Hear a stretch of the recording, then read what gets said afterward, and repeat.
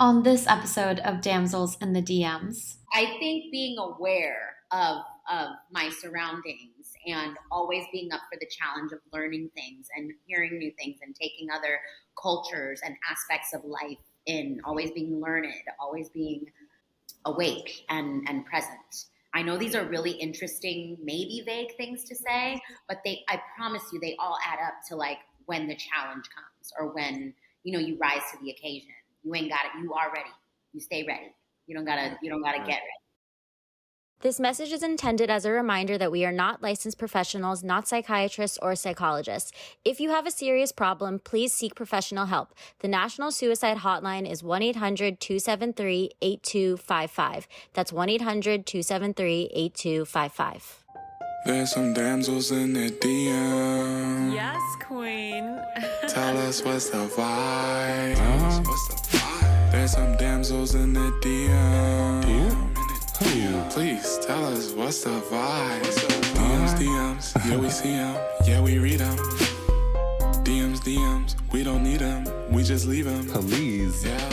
It's going down in the DMs. Bye. Welcome to another episode of Damsels in the DMs. I'm Lauren. And I'm Alejandro. Alejandro, please tell everybody the big news. I am so excited. I wrote a 10-minute theatrical piece for the 10-minute theater festival at the Frida Kahlo Theater in Koreatown here in Los Angeles, California. And it's a story about La Lupe, who is Queen of Latin Soul, my goodness. But I wrote this piece and it got accepted. So we'll be doing that between February and March of 2024. And I'm thrilled because La Lupe actually died on February 29th in 1992, which was when I had my first birthday on the calendar. I was born on leap year. And the last weekend of performances for this piece is actually going to be that same last weekend of February. And in 2024, there's going to be a 29 in February. So it's all kind of beautifully aligned. And I'm so thrilled for the team that is going to be helping to bring it to life. We have Pedro Ortiz Pedraza, who's going to be directing it. We have Ludovica, who's going to be playing one of the main characters. We have Carla, who's going to be playing La Lupe.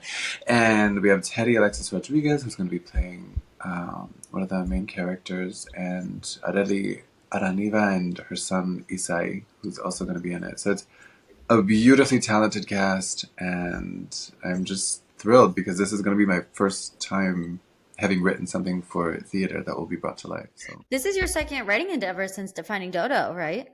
yeah, is it? Yes, yeah, it is.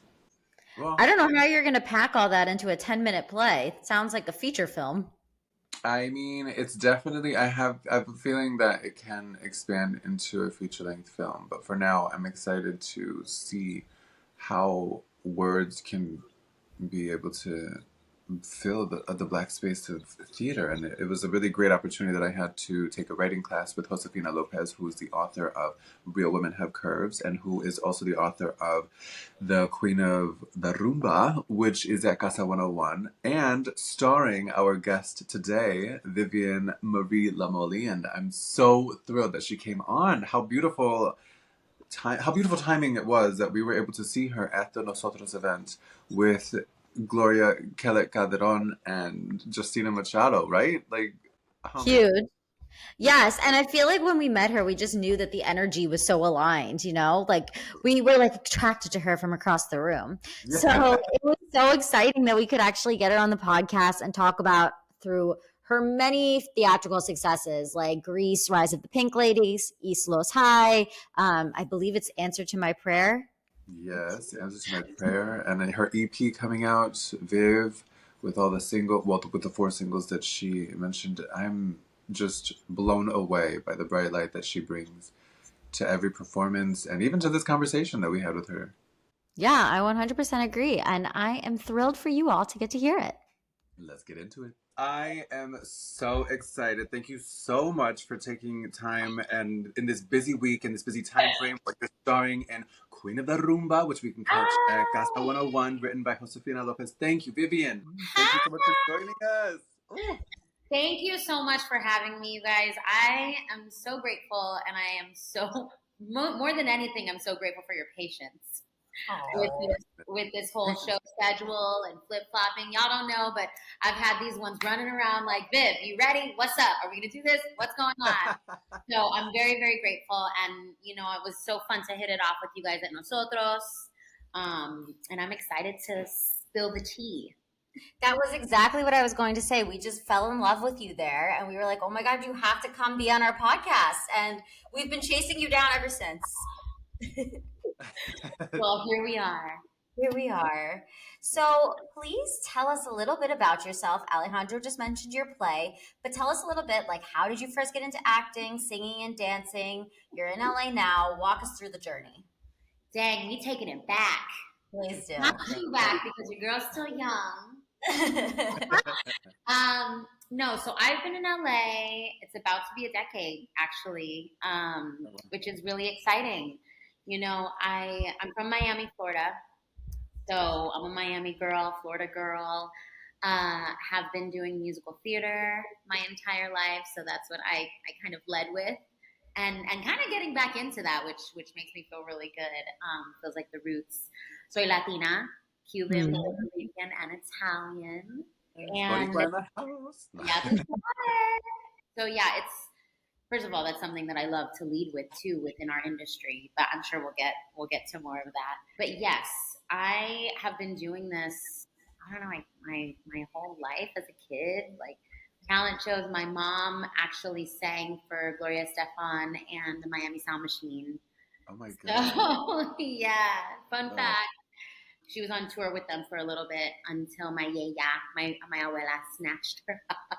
What? And also life kind of progressed for her from there, like a family, starting a family young and all of that. So I've always had singing in my background and in the roots. And, I graduated from University of Florida with the liberal arts major. And, I had some gigs lined up for me after that with traveling and touring.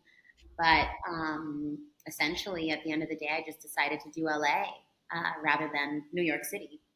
Because at that time, I feel like there was a very distinct, it was very black and white as far as if you wanted to do film and television and if you wanted to do theater.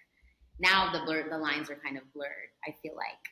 But yeah, I was finishing up a musical theater tour, and it was actually for a children's company too. I was like half doing a show in San Francisco that was just live there, and then I was doing a children's touring company, and we were doing once Into the Woods, Hairspray.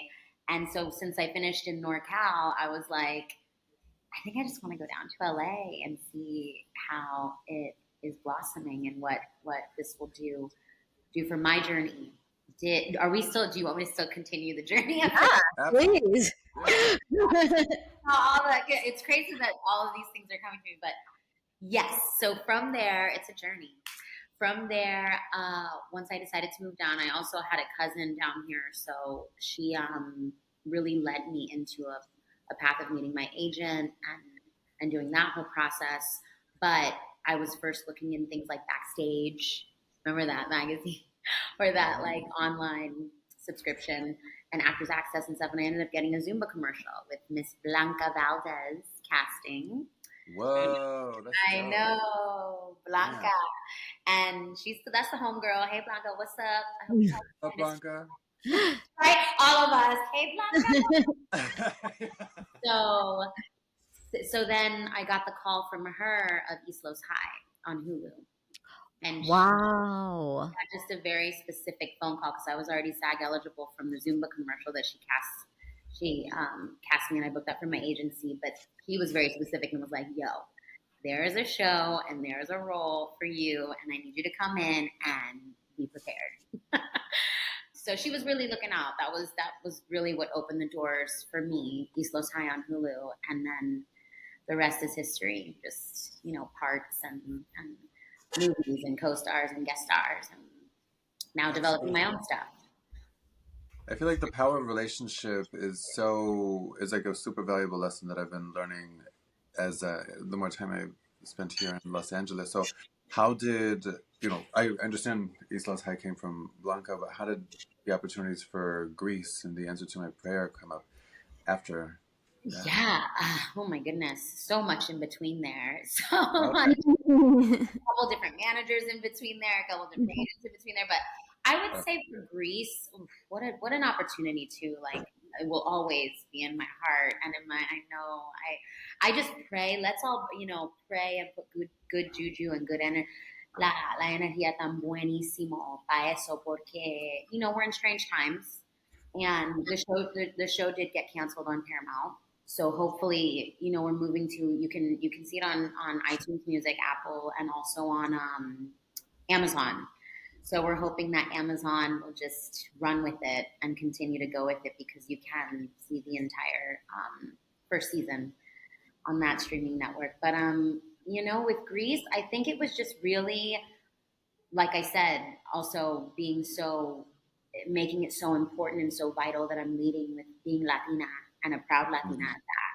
Because Kitty Faciano, I'm trying not to curse so hard. You can curse, it's okay. That's right. She didn't fuck around. She was a Puerto Rican mommy in the 50s. And I think I'm getting more into my like young mom roles. And, Already? Damn. Low-key, that's what I've been kind of saying, but at the same time, I'm like, I embrace it. Please, bring it on. Manifestation is real. I played an 18-year-old in a project, and then the next day I had an audition for a young mom. And I was like, is that just the age range at this point? Like, let's be real. Like, honestly, I mean, in the play right now with Josefina, I play, she's like 18 or 19, the housemaid and also the Afro-Latina who shows Alicia Parla how to do the rumba. But anyways, my agency, I mean, I'm with CESD and Brave Artist Management, and I can't express enough how they are familia. Like, our other host on this project is also with Brave, so I'm sad she's not here. Yeah. Oh, who is it? Ash Patel. She's Indian. She's a model. She's with Mike, I believe. Yeah, Mike. I was just going to say, Mike Gillespie is a G, and he's also just so personable and so real. And he definitely made it known, like, Viv, let's go, let's work hard, and let's do this at the top of pandemic.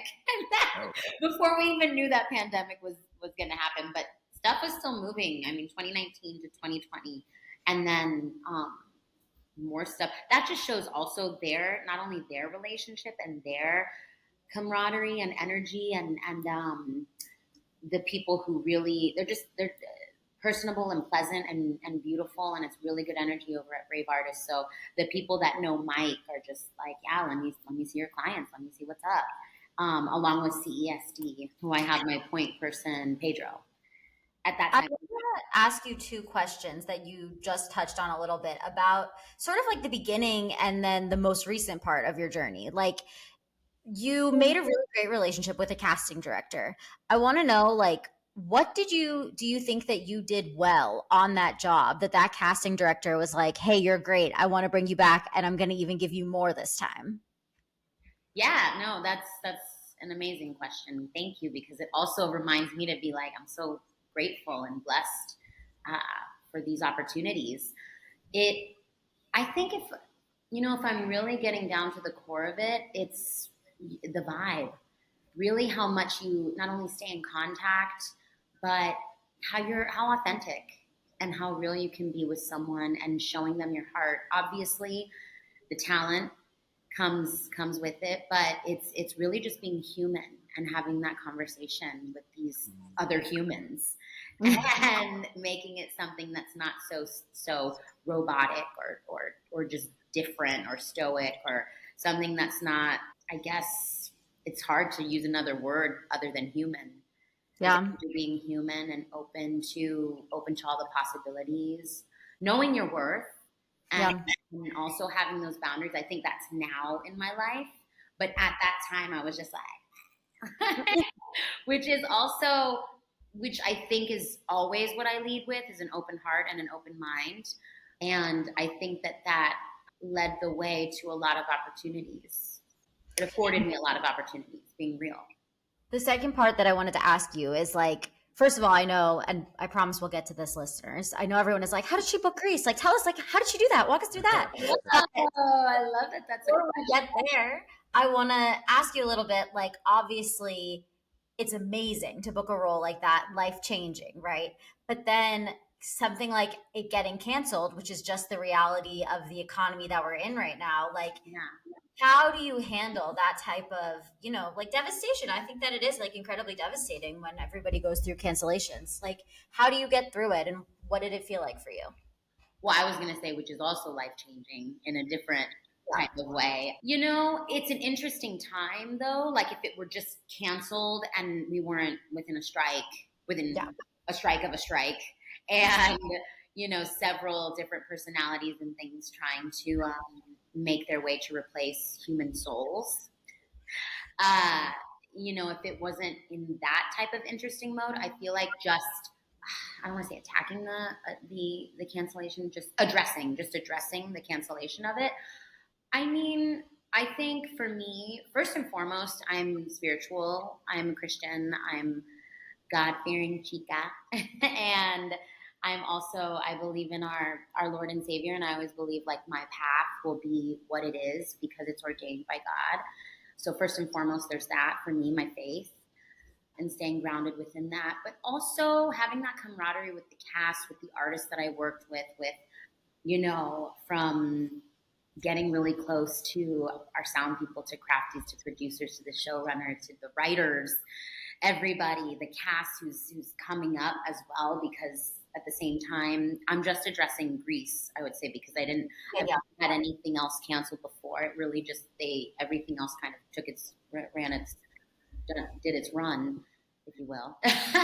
but with this, it being such a mind-blowing series from start to finish. And listen, if y'all haven't seen everything yet, you need to go to Amazon ASAP, because every episode is its own musical. I'm telling you right now. And listen, I'm in episode 3. Dang, I'm in 4 episodes.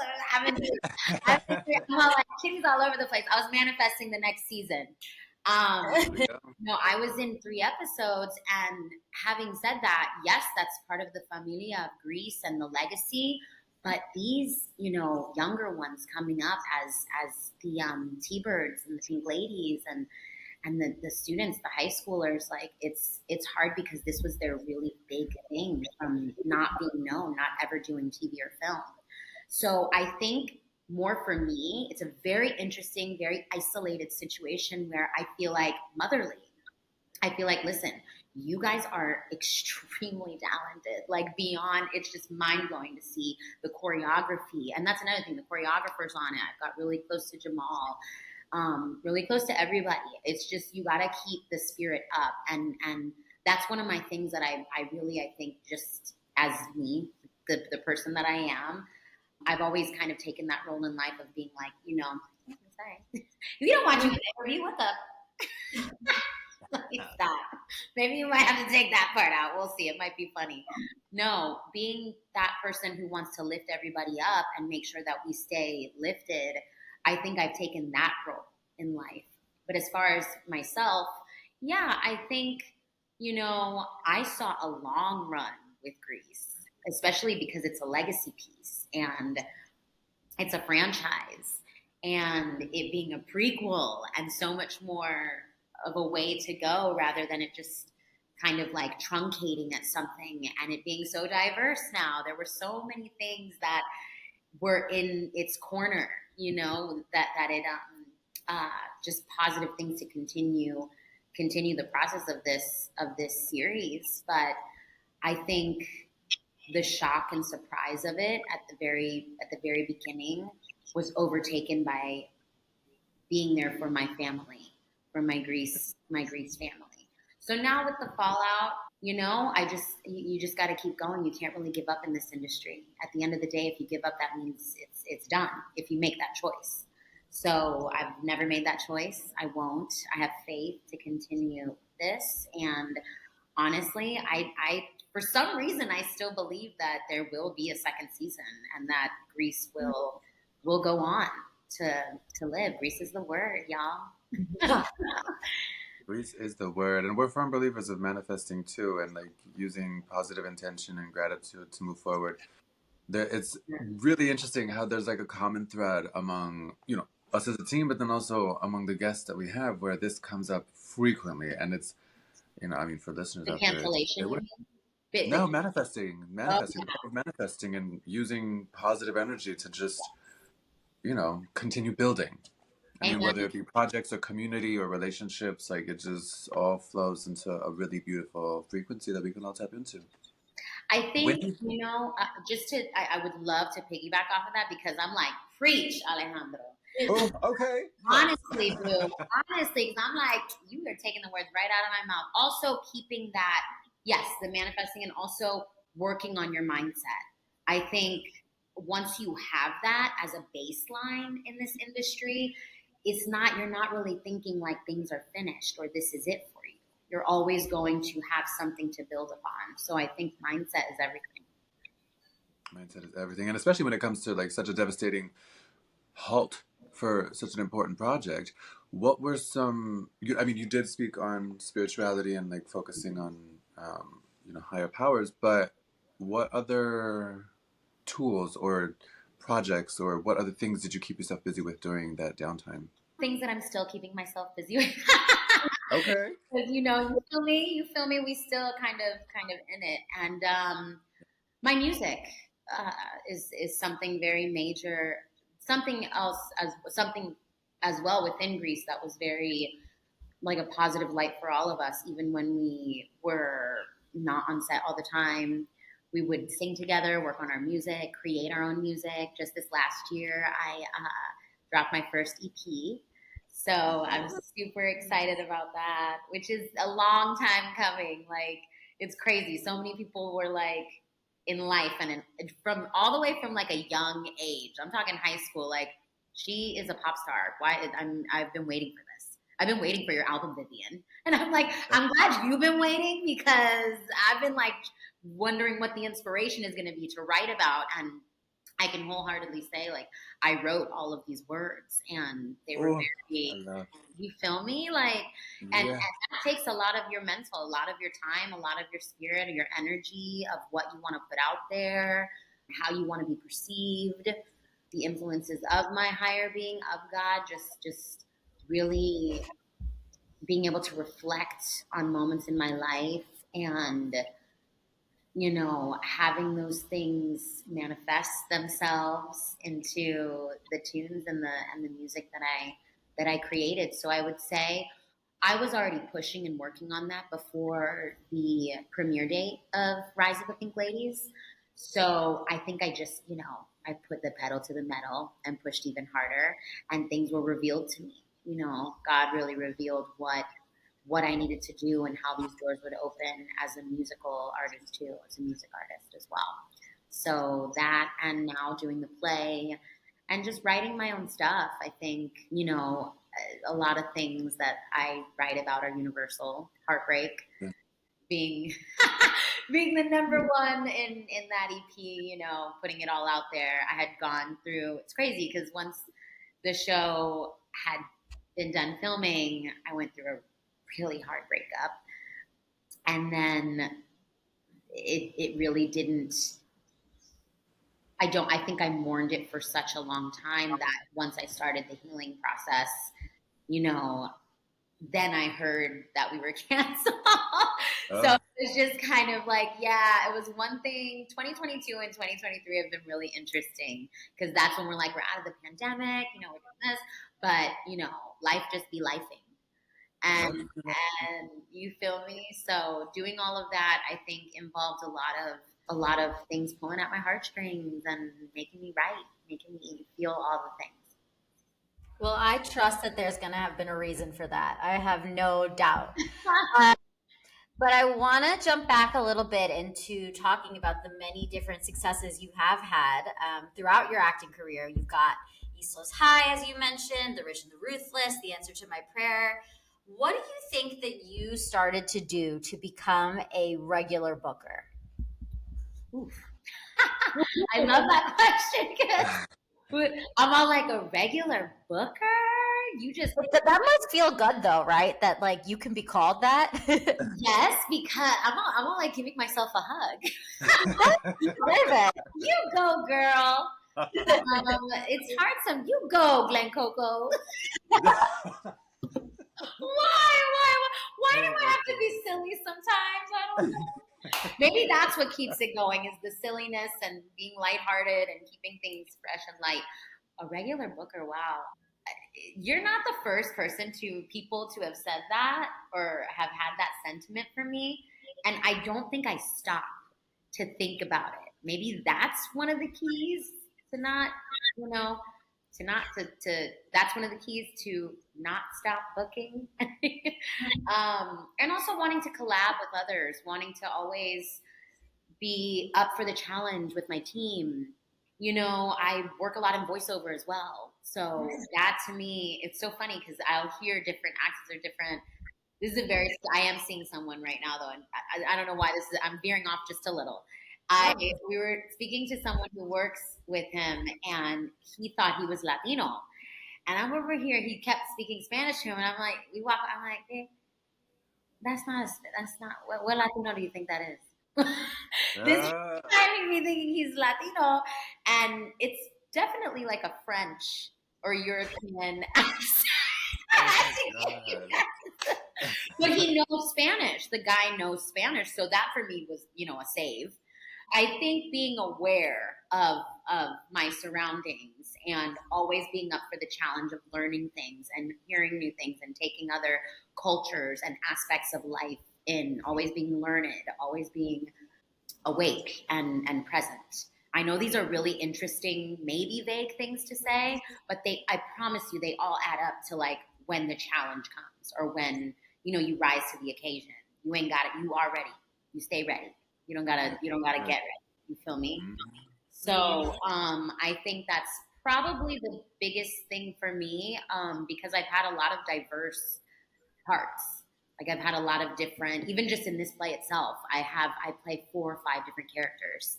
Yeah, so if you want to see me like a little loca on stage, running around, doing whatever. Right. We got until October 22nd, right? Yes, you have till October 22nd, and I got tickets for you guys, so we'll get into that later. Yeah, I booked you guys I booked you guys for a weekend, but I'm all like, what if they're not available? Let's figure out what night, what show you guys are available. But yeah, I think just staying ready and being open to the opportunity. I understand this. The steps to become a regular booker, the mindset kind of like shift is one thing, but are there typical steps or I hear you. Things that you do to prepare for each of these roles? I mean, even for Queen of the Rumba, it's like you're playing 5 different characters. Are there different strategies you implement to like really dive in when preparing? How do you go about that? Business aspects, I know, because this is what a beautiful, articulate way of doing it. But yes, the business aspects of it, in a sense, this is our business, as actors, is to study others and human behavior. So I think really doing that, like, I don't want to give away too much. I don't want to give away anything, actually, because they're really interesting roles within the play. So I don't want to give away anything. But yeah, diving deep, doing the research, taking class. I mean, I get coachings before each of before Greet, I coached with La Gloria Laino. I hope she takes the play the opening weekend. She's amazing. Boricua también. And she's on American Horror Story. She's on quite a few different things. Just so graceful and poised. But I get coachings before each thing. I'm not really necessarily in class regularly, but very specific, isolated moments. I'll get like a coaching for something to rise to that occasion too. And yeah, just being able to study human behavior and what it is that I'm going for. Once, obviously we do that for our auditions and our callbacks, but once you have the role, like, it don't stop. No. Do great. Do amazing. Like, above and beyond, so you can offer different choices. It's crazy to get to this place to be able to say that kind of stuff, but having this profession as a regular booker, I guess I would say. I'm all like, wait, what? Right, give yourself that hug again. I know. That again. Damn, that's all on the bottom. And that's all I was gonna say. Not like actor, singer, philanthropist, whatever. Regular booker.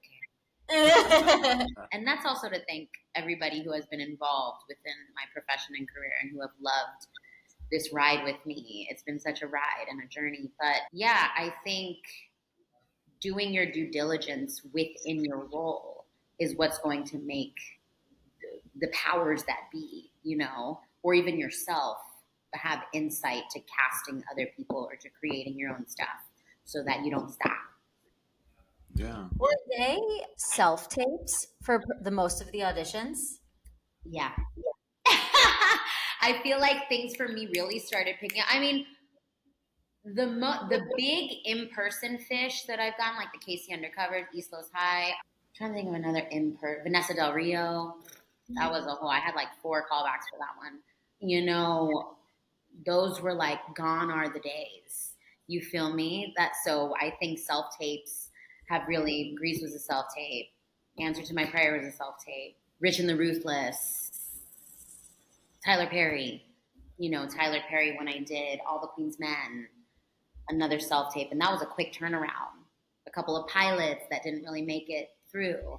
We're all self-tapes. And let me tell you something. I love that everybody's feeling really ready to get back in the room. It's so beautiful. That's so wonderful. I love feeling people's energy too.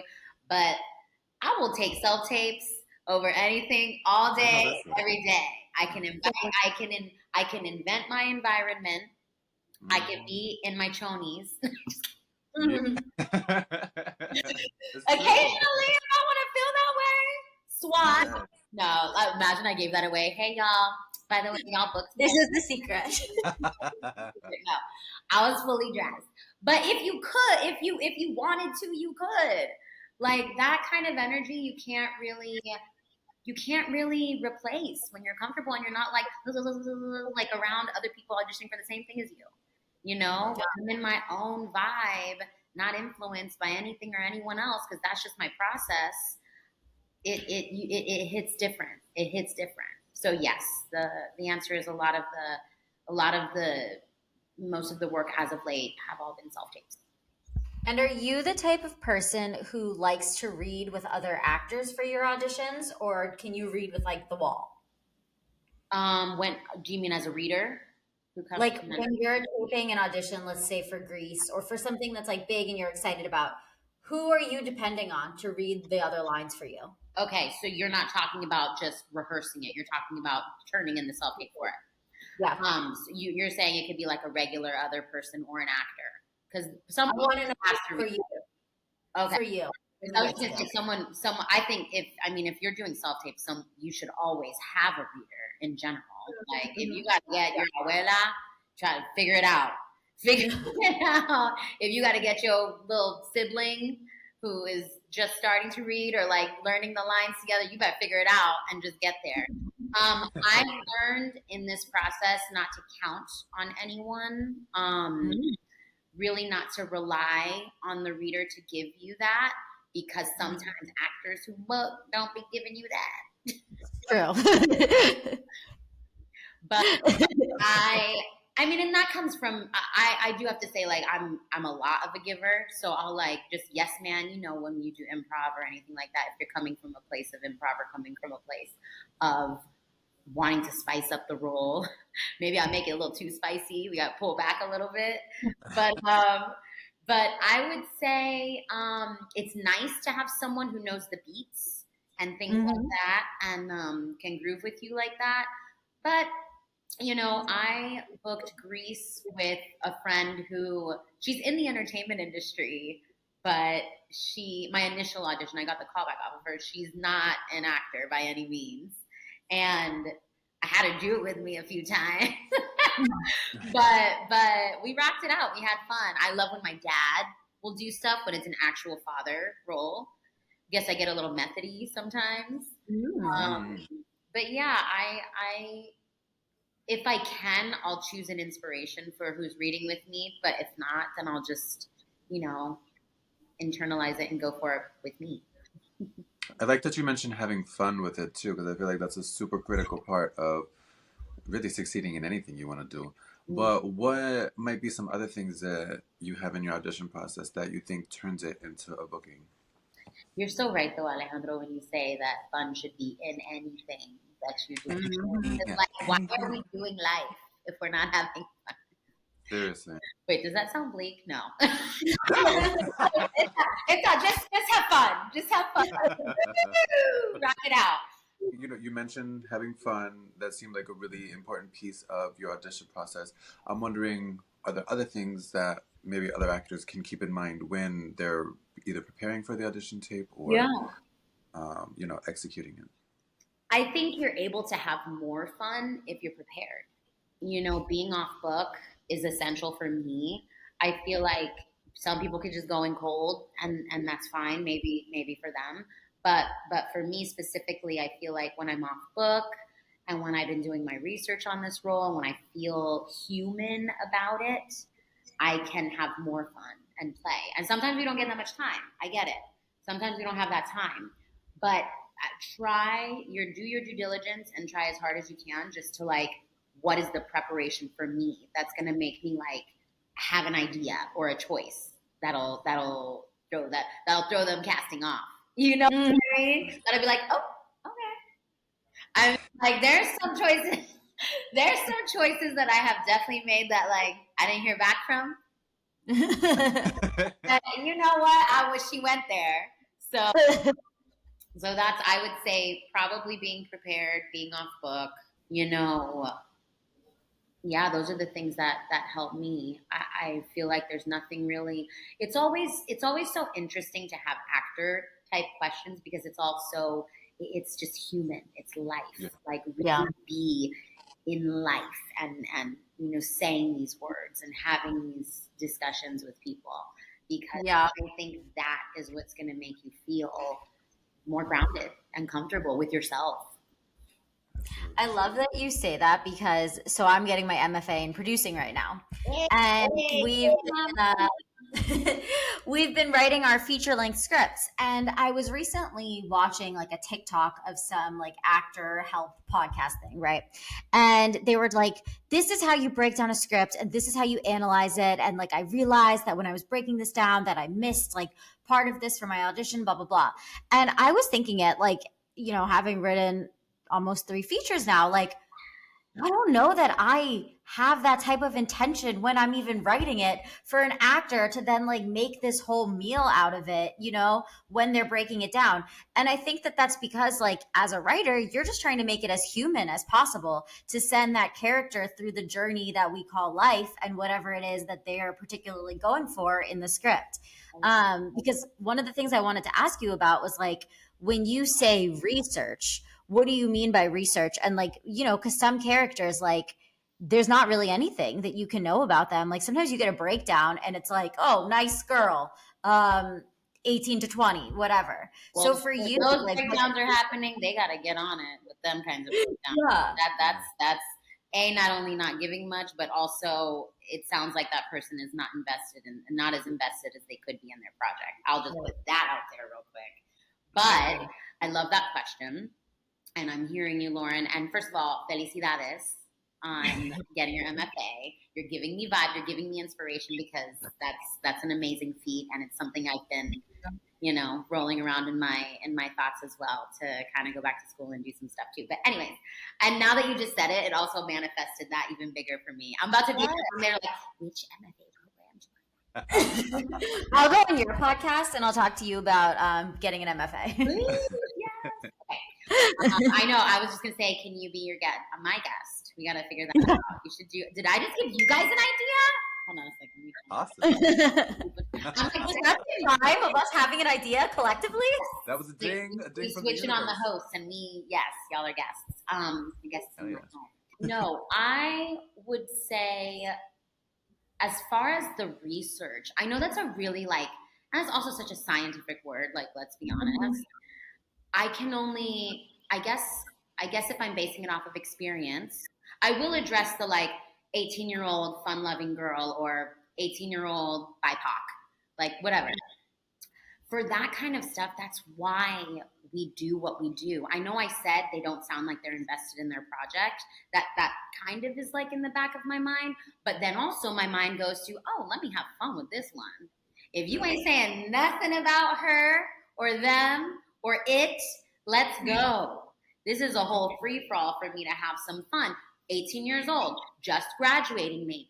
Or was she, is she like a little bit of a late bloomer, just coming into high school? Make a hobby for her, make a, that sort of thing. But if it is someone like Vanessa Del Rio, I know I totally jumped into someone who is actually a real person. I mean, do we know who Vanessa Del Rio is? Do we know about the situation? Share with our listeners. Okay. If we can go, there we go. She's an interesting one to break. Actually, that's one of the characters that is one of the interesting ones to talk about. The first Afro-Latina adult porn star. And I watched her films. Adult film star. I mean, I had to study who she was, what she did, how she. The biggest thing for me with her, and I get it, everybody could be like, I know you've been doing your research. I know you got to watch those, adult films. And I'm just like, if we're looking at our profession and a professional standpoint, obviously, yes, I'm watching these films, but at the end of the day, she gives it all she's got. That's what I'm taking away from it. What I'm taking away from it is that she leaves no prisoners. She leaves no room for prisoners. Like she is, anything that's in her path is just like a sexual, just, I don't even know how to say it. Like she's so tenacious. She's so ravenous that rather than it being someone who's like dainty and submissive and that sort of thing, it's more of like the complete opposite of that. So even the way she talks, from the way she talks to the way that she walks to where she's from, New York, like the whole vibe of New York City in the 70s, you feel me? So you got to look at the era. You got to look at who was surrounding her at that time. You got to look at from how she did her own makeup and her own lips, sus labios, to why she only wore fishnets and red heels. Like all of that is so important for you to feel like this character. And then Kitty, Miss Kitty from Greece, 1950s housewife, Puerto Rican, though, assimilating to the culture of Rydell High. And a lot of the people that I look to, my tias, my abuelas and my tias, but what it all came down to was my mother, honestly, assimilating when we moved to a white town from Miami. I'm going to say it like that. It is what it is. At that time, very white, affluent town outside of Orlando called Claremont. And it was a little even country. So she would not make herself invisible. Like, obviously, we could never be invisible. And that's still something that I very much so am not trying to do social coding. It's coding, or is that what it's called? Oh, code switching? Code switching, yeah. Things like that. My mom, at that time, early 2000s, mid 2000s, like she was still code switching and having that sort of like, she would change when it would be like our white neighbors or our, and she gave me a lot of life for Kitty. Like even a lot of our family would watch, they'd be like, damn, she's like Jackie. Like she's like her mom. What a compliment. I know. I was like, it just made me feel, not just because of the research within real women in my life, but to take that and make it something that was in a completely different era and just in the Greece universe was a really cool and fun thing for me because we're keeping it fun. But I think that is the research that we do. And if you're really given nothing, then that gives you even more room to play, in my opinion. Oh my goodness. Yeah. Loving the play, I love this connective thread. I keep saying connective thread, right? What other words can I use? But there's this commonality. There's this commonality that I'm hearing you describe where the roles that you take on are these really vibrant sources of energy that are facing adversity, either on one level or multiple levels in their daily experiences. But I am curious, of the roles that you have been able to fulfill, which do you think, or which few do you think have had a super, super positive impact in your life? If you could choose the top 3 or top 1, what would those be? That's such a good question. Well, these questions are so good. Oh, You're thank stumping you. me. I'm all like, you guys, I didn't get these questions beforehand, so low key, but maybe high key. I'm like, whatever you're good. No, I love tough, and like, yeah, that's what you'll get from me is 100, keeping it 100, which I love that I can be that with y'all. I'm stalling for the question. No, I'm just kidding. Kitty Fasciano, number one, first and foremost, for sure. I mean, now being in my womanhood and being in this grace of being a girl mom, as far as Kitty, and also facing the adversity that she did, but also trying to navigate within the world of also having her daughters be respected and respectful. Because it does come to a point, which I hope and pray by the grace of God, we can elongate the journeys so that you see more that is to come. Because you know how your mind just be going about how much further you can take this role. But the things that I was gifted with within the first season was having that camaraderie with my daughters on the show, Madison Lagueras and Marissa Davila. Definitely having that bond with them was such a special thing for me. Specifically, that being one of the number one roles that were such a positive light and have been such a positive light in my life. So definitely Kitty. I'm gonna put Vanessa in there too. Vanessa Del Rio had me become even more, again, womanhood, female empowerment, standing up and not giving a fuck. I'm scared to say fuck.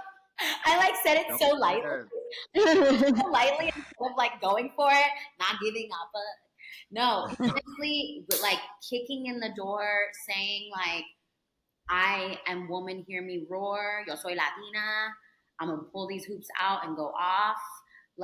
Just devouring that whole script and it being about how powerful Vanessa is and was. She's still with us, by the great. You're amazing, Vanessa. I can't wait. We follow each other. Hey, girl. And still to this day, she roots everybody on. She roots on every woman trying to do it. Really standing up for who we are and not putting, that bystander on us. Bystander, right? Not putting that I guess title on being a man or a woman and what we can do. And it goes down to everything from equal pay to the careers that we choose, and not double standard, not putting a double standard on the fact that she wanted to be an adult film star. She was asked all the time, why'd you do this? Were you low on money? Were you down on your luck? That sort of thing. She's I did this because I love sex. And that's what I do. And I just want to be this powerful essence and show other women that they can do this because she loves herself and her body and what she can do with it.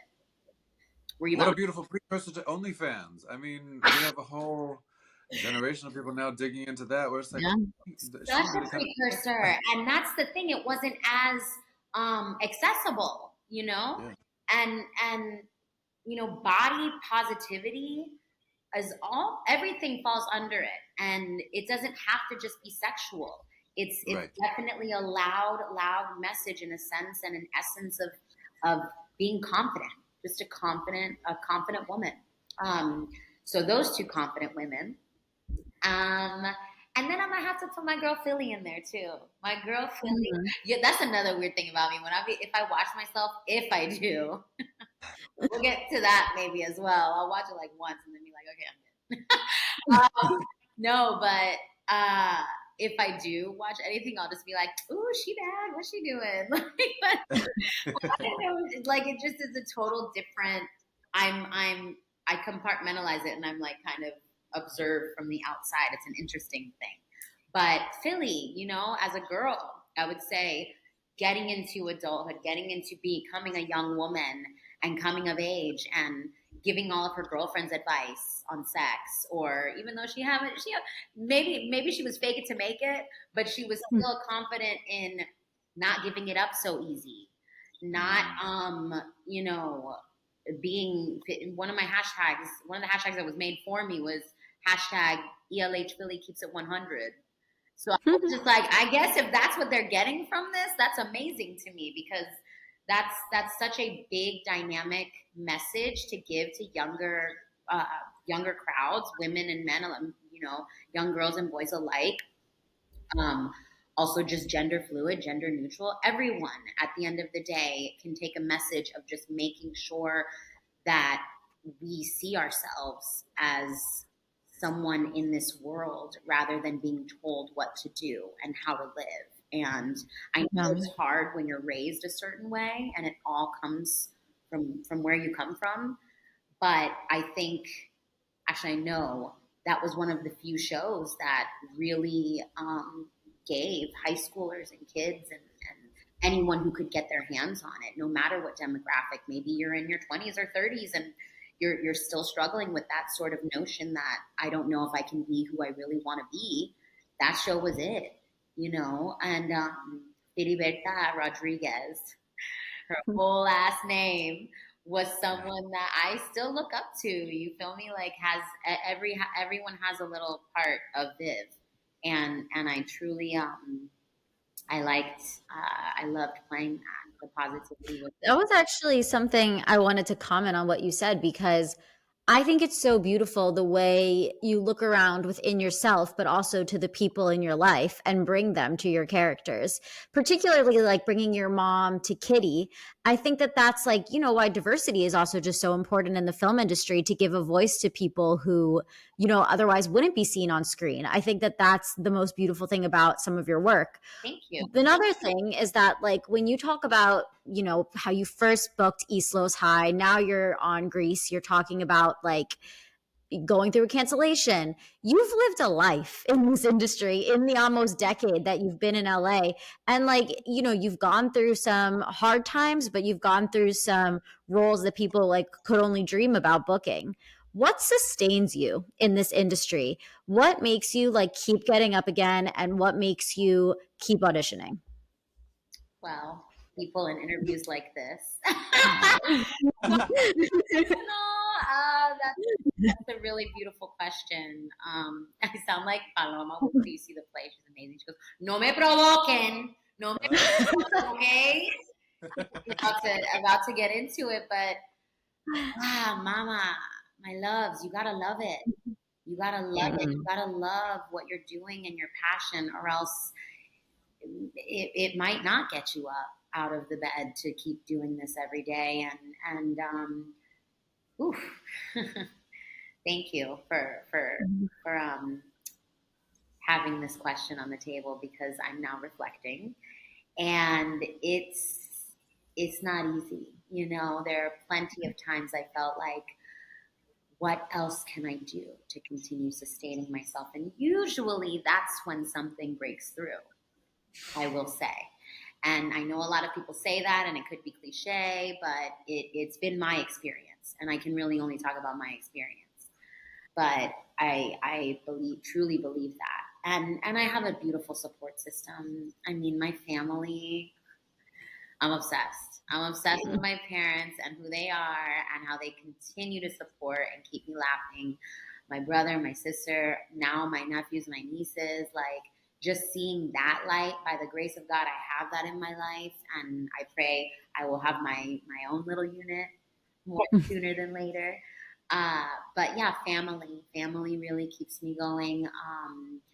And like I said, my spirituality too. I feel like this isn't it for me, and having lived this life within the industry, we can't all say that it's sunshine and roses and freaking, no. I almost said bell peppers. Oh yeah. Sunshine and bell peppers. What bell peppers? Sunshine and roses and bell peppers, mommy. Maybe I'm hungry. I want some stuffed bell peppers right now. Damn, my mouth just, yeah. I'm drooling. Craving So. those bell peppers. That's Yeah, great. we're doing the most. What is that right now? Anyways, We live for the it's most. not all roses and bell peppers and this and It never is. Never is. so it's not all sunshine and joy and I think that I definitely put that out a lot. That's my message. That's my I'm gonna say tagline. That's my vibe for sure. Has been joyful. But even we see those dark times, and I think when I lean on the support system that I have, or I stay lifted and stay reading and stay. I didn't even touch upon this. I'm a yogi. I also teach. So that was just something I wanted to do, leave the country and learn that for myself. So I seek out these things that are going to keep me lifted. And we have to take the initiative to do that. So I think all of that bundled into one. Beautiful. That's so beautiful. Thank you. Let's get into the regulars. Since you have, well, you're yogi. You are doing. You have busy weekends. I'm sure I know with theater work, but during the week when you have downtime, or even during your busy times, what are some things that you put into your morning routine or healthy habits that you live by?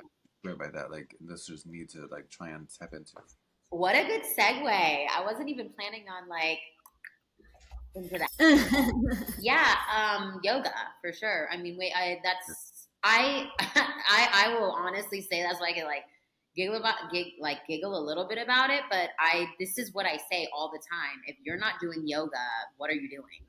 Like, you're putting so many more years on your life, first of all. And I know we want to live forever like J-Lo. But it just, putting that and implementing that, and you don't have to start and finish your day. Listen, I won't sit here and say that I do my yoga every day, but when I do, untouchable. I'll walk back out into the world and I'm like, what? Honking? Traffic? Who?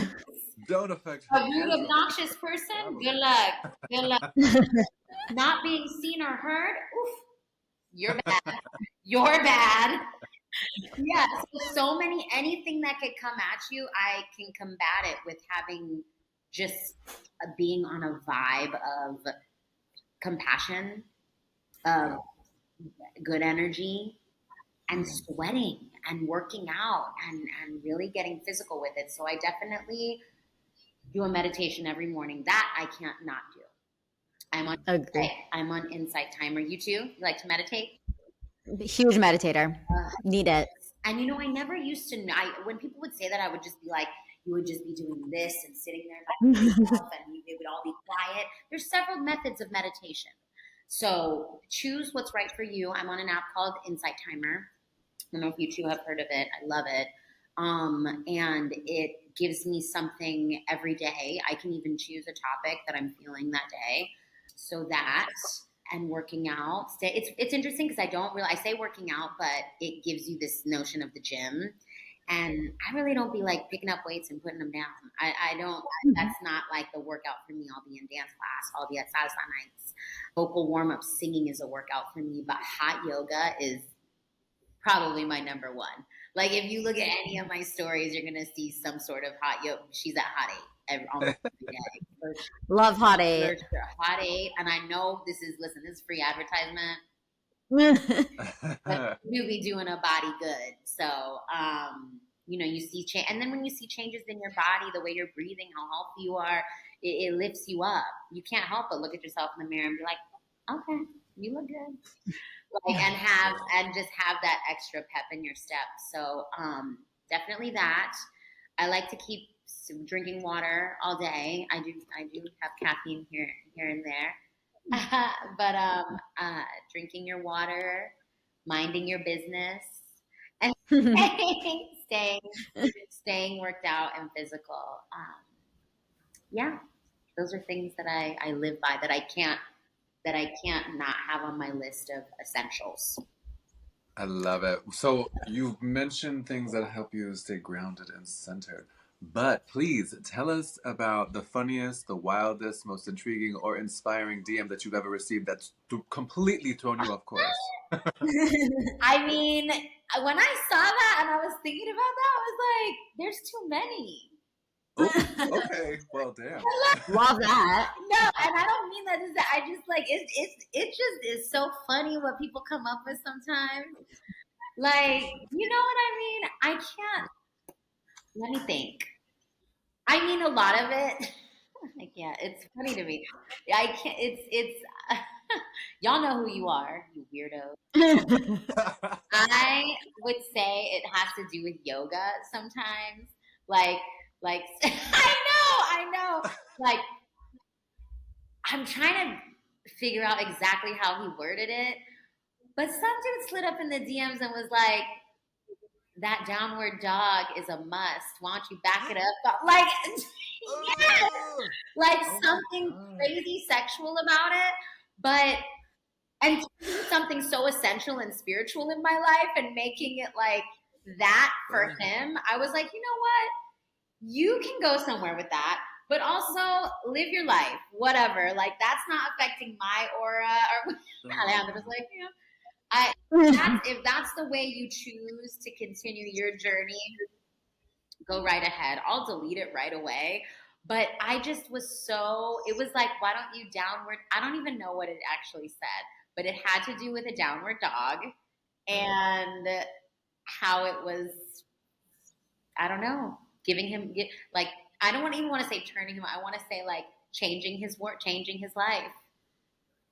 The way the internet can like turn something so innocent and like meaningful into something like that never ceases to amaze me. It's crazy how it doesn't affect me in a sense. Like I had to pull that idea out of my head. It's like when you're rising above, when you're vibrating so high, you look at something like that and you're just like, that's the way you're choosing to slide up in my DMs and articulate yourself. Yeah. You know? I don't know. So something like that. I know. Alejandro's so grossed out and he's so over it.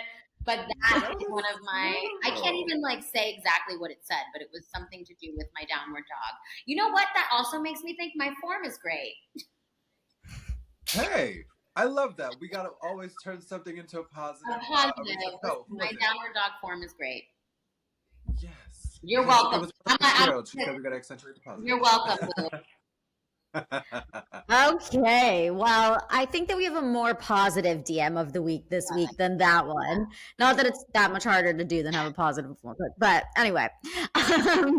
So the DM of the week asked what your favorite role has been, but I'm going to change it because I feel like you kind of answered that question. So I am going to throw you a curveball and ask you, when your EP comes out, what would be the most iconic venue for you to play at and why? Yes. I'm obsessed. And here's the thing though, whoever created that DM, I'm so grateful. I'm hoping that you slipping it up. They're probably like, but I wanted her to answer. I'm all like, I answered it for y'all. She said, yeah. I gave you 3 of them. No, I do. So grateful for this question because my music is so near and dear to me, Lauren and Alejandro, and I love that you're putting some spotlight on it. Okay. So my EP, actually, you can find it now on Apple Music and on Spotify. So it's dropped. It dropped on my father's birthday, actually. I did that for a specific reason. And the single, my first single, dropped on Valentine's, and it was a breakup song. So I was very specific this year about what I was doing. You know, I was able to sing a bit of it at the Whiskey, a bit of my single. Which I was very grateful for having that opportunity, which is also an iconic venue, which I'm grateful to be on that stage. But to do a full kind of release of more just featuring my EP, and it could be anywhere. You know what, babe? There's so many iconic venues in LA, in Hollywood, and okay. If I were to just. Because I'm thinking, for me, I'm like, I'm ready to do something small first, like the Hotel Cafe, But if I'm thinking, let's go big, honey. Let's go. Go big. Yeah. Yeah, why don't I just say it? Hollywood Bowl. Yes. Yeah, hell yeah. Hollywood Bowl. I will be performing Viv, that's what it's called, it's a self-titled album, at the Hollywood Bowl, whether it be for opening up for Alicia Keys. Look at me. Yeah. This is the way you should be thinking. Yeah. Brandy Carlisle, opening up for the vibe of her, of SZA. I'm like, women, please listen to me right now. I got y'all. A new Lauryn Hill coming out.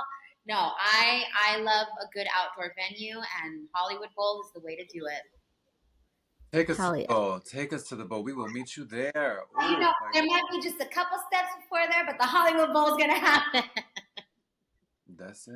It's happening. It's happening. So that It's question. already happening. Wait, so you said the name of the EP is Viv, but what's the name of the single that you were mentioning earlier?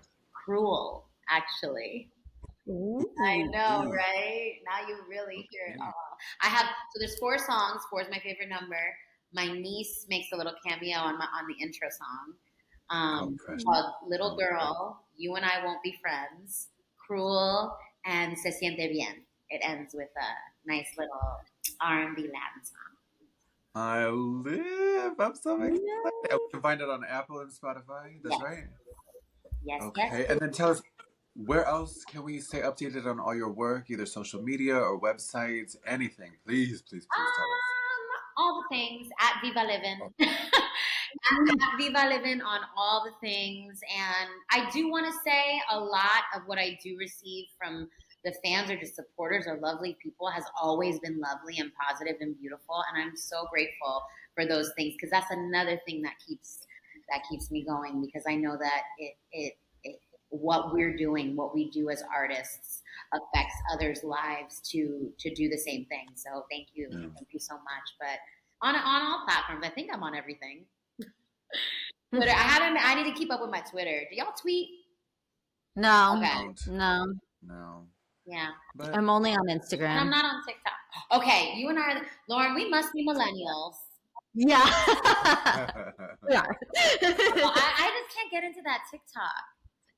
No, not for me. Plus, like, it's just not good for my mental health to be like too spread out, you know, just pick one. And I have a timer set that I can only be on it for 10 minutes a day. Ooh. You better believe that I'm hitting that, like, you know, what is it? Like, ignore timer for the day, ignore timer for 1 minute, but still it's on there. You're hitting it. No, I love it. I think that is so smart, and it's a perfect goal, and it's ambitious to be like, I got to do other things with my day. But I love that. I'm taking notes. TikTok. I mean, I still have my TikTok up, but I started it mainly to do like book excerpts. It started with like authors that we have had on the podcast. But, you know, going back to manifesting, going back to, you know, just kind of like keeping those vibrations up and positive. I think it's so fascinating. And I shared this with you when we met at Nosotros, but I have been obsessed with the name Vivian for ever since I started like coming to the idea of like, okay, maybe I can have children of my own. But before that, I was working on a book where it was like a short stories, and for some reason Viv was the name of the protagonist, and it's like it started as the Adventures of Viv. It's still kind of like in the works and in the back burner. So tickled that we are having this conversation, that we met at Nosotros, and that we are here today. So this gift of a conversation that you have shared with us, I am eternally grateful for, and I just wish you the best of luck in all your endeavors. And I'm so excited to see you shine on stage at Queen Rumba at Casa 101. I'm just thank you. You are such a bright light. I'm speechless, and also way more emotional than I thought I was going to get on this week. What? I want to hear about your book, and I want to be inspired by it too. That's, oh my gosh, you have my heart, and I love you guys. I love that we did this. I love that you made time for me and all the chaos in the world. It was worth it. It was worth all the chaos. Both ways. The feeling is completely mutual, and we gonna roll out the red carpet when you come to the Queen of the Rumba. Just let me know. We'll be talking about it when you guys are ready to grace me with your presence. Okay. All right. Well, we are so grateful for you being here. Thank you so much for coming on and taking the time. Thank you both so much. Love this. Love you. Mwah. Mwah! All right, everybody. Well, thank you so much for listening to another episode of Damsels in the DMs. We are always ready for your DMs, your letters, your voicemails, your positive reviews, your questions, anything that helps us meet your needs in terms of what you want to learn, who you want to hear from, and what kind of tips you're looking for, whether you're seeking to grow creatively or professionally. Absolutely. All right, everybody. Well, it's been another episode of Damsels in the DMs. Until next time. It's going down in the DMs. Bye.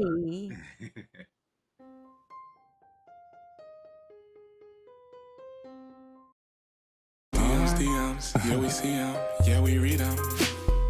DMs, we don't need them, we just leave them. Please. Yeah. It's going down in the DMs. Bye.